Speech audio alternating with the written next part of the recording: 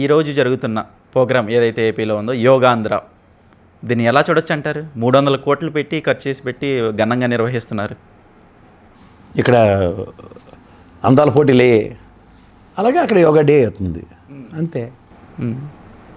ప్రధానమంత్రి గారు వచ్చారు, ఇవాళ ఒకరోజు యోగాసనాలు వేసేసి యోగా డేని సెలబ్రేట్ చేస్తాం. 3 లక్షల మందిని అక్కడ బీచ్ ఒడ్డున ఆసనాలు వేయించారు. ధన్యవాదాలు. డ్వాక్రా మహిళలకేమో మనుషులు తరలించకపోతే యోగాసనాలు వేసి వాళ్ళు అయితే 500 రూపాయల పెనాల్టీలు, అవన్నీ అయితే తప్పవు. అచ్చెన్నాయుడు గారు మొత్తుకొని చెప్తున్నారు పక్కన, సార్ బస్సు డ్రైవర్ని ఇవ్వగలం, ఎవరు యోగాలు చేస్తారంటే నువ్వు కూడా యోగాలు చేయకపోతే రావద్దని నేను చంద్రబాబు గారు కూడా గతమాయించారు ఆయన్ని. సో గ్యారంటీగా యోగాసనాలు తెలిసిన వాళ్ళు వెళ్ళి ఆసనాలు వేయాలి, లేని వాళ్ళు మా విజయకాంతలాగా బొక్కబొర్రలో పడుకొని రెస్ట్ తీసుకోవాలి అంతే.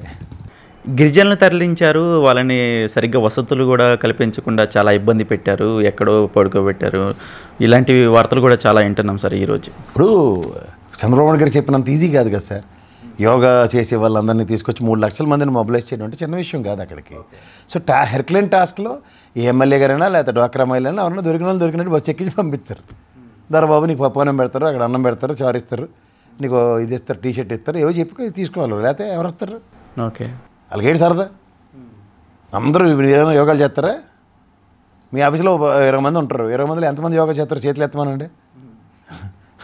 కానీ వీధి చివరి కౌన్సిలర్ గారిని ఎమ్మెల్యే గారు వచ్చి యోగా చేయిస్తున్నారు, మీరు అందరు రావాలంటే ఏడు చేస్తారు. ఒక గంట బయట తిరిగి రావచ్చునా ఎవరి మటుకాడు సరదాగా వెళ్తారు. అలా ఏముంది, వైజాగ్ దగ్గర తీసుకెళ్తున్నారు, అనకాపల్లిలో లేకపోతే రంపచోడవరంలో వీళ్ళందరినీ తరలించారు అనుకోండి, ఒకసారి వెళ్ళి చూసి రావచ్చని వెళ్తారు. ఏముంది, ప్రజలు స్వచ్ఛందంగా వెళ్ళలేకపోతున్నారంటారా? ఎందుకు వెళ్తారు, దేనికి వెళ్తారు? అంత స్వచ్ఛందంగా తిరగబడిపోయి అంత పని ఏముందని స్వచ్ఛందంగా వెళ్ళిపోతారు.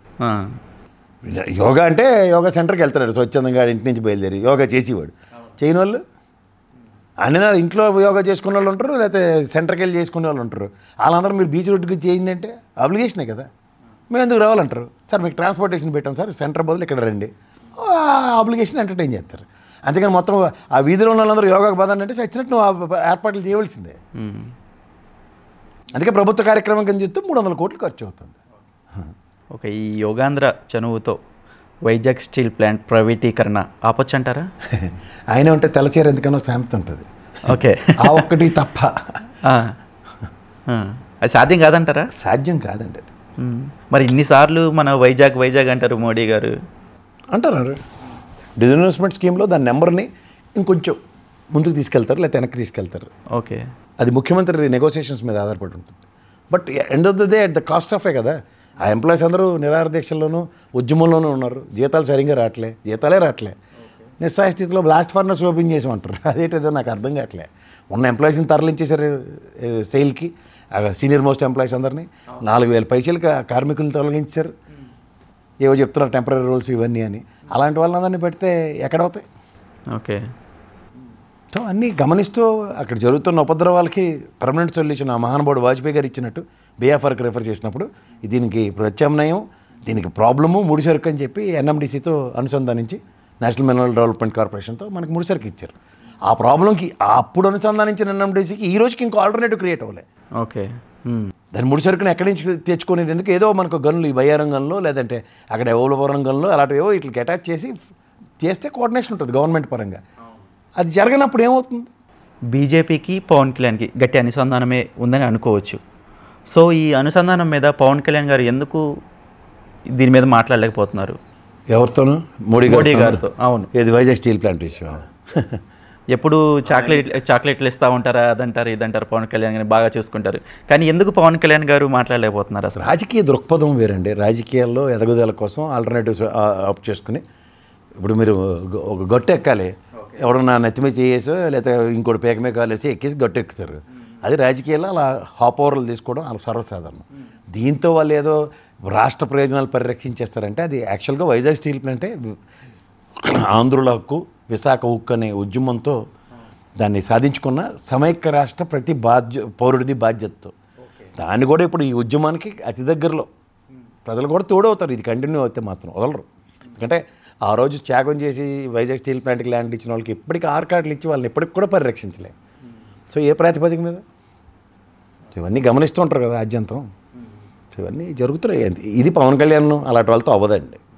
That needs to be some alternative. దానికి ఆల్రెడీ దాని డివిడెండ్ రూపంలో అత్యధికంగా 39,850 కోట్ల పైచీలకు డివిడెండ్ రూపంలో కేంద్ర ప్రభుత్వం చెల్లించేసింది.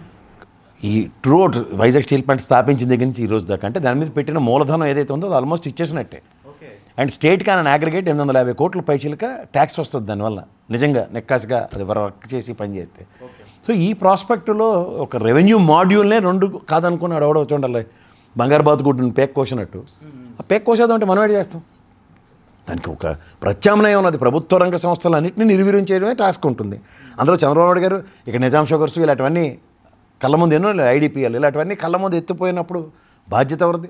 ఆనాటి ముఖ్యమంత్రులదే కదా. ఇప్పుడు కూడా అదే ఆయనలో జరిగిందంటే ఇది పెద్ద వింత కాదు. దీనివల్ల గవర్నమెంట్ మీద నెగిటివ్ అనేది పడదంటారా? ఏం చేయగలం? ఇప్పుడు నెగిటివ్ ఆస్పెక్ట్ డిమోనిటేషన్తో రోడ్ల మీద నిలబడి ఏటీఎంలతో నిలబడి మనుషులే చచ్చిపోతే నెక్స్ట్ 303 సీట్లతో గెలిచారు వాళ్ళు. సో యాంటీ ఇన్కంబెన్సీని మాట్లాడడానికి అవకాశమే లేకుండా దానికి దీనికి సంబంధం లేని ఎలక్షన్స్ జరుగుతుంటే మీరు ఏమని చర్చించాలి, ఏమని మాట్లాడాలి? రైతులను ఏకంగా లారీలతో తొక్కించి జీపులతో తొక్కించి చంపేసినాడు. అక్కడ అసలు కనుచూపు మేరలో బీజేపీ గెలదనుకుంటే వాళ్ళే గెలిచారు అక్కడ. అవునవును. 800 మంది దగ్గర రైతులు చనిపోయారు ఉద్యమం సంవత్సరం పాటు చేసి. వాళ్ళనేమో పిజ్జాలు తింటారా, బర్గర్లు తింటారా అంటే మా నాన్నగారు వ్యవసాయం చేస్తున్నప్పుడు మా నాన్నకి నేను వెళ్ళి లూయి ఫిలిప్ షర్ట్ కొనిస్తే లూయి ఫిలిప్ షర్ట్ వేసుకొని తిరుగుతావా, నైక్ షూ కొనిస్తే నైక్ షూ వేసుకొని తిరుగుతావా, నువ్వు రైతు అని ఎలా నమ్మాలన్న మాట్లాడితే ఏమైనా అర్థం ఉందా?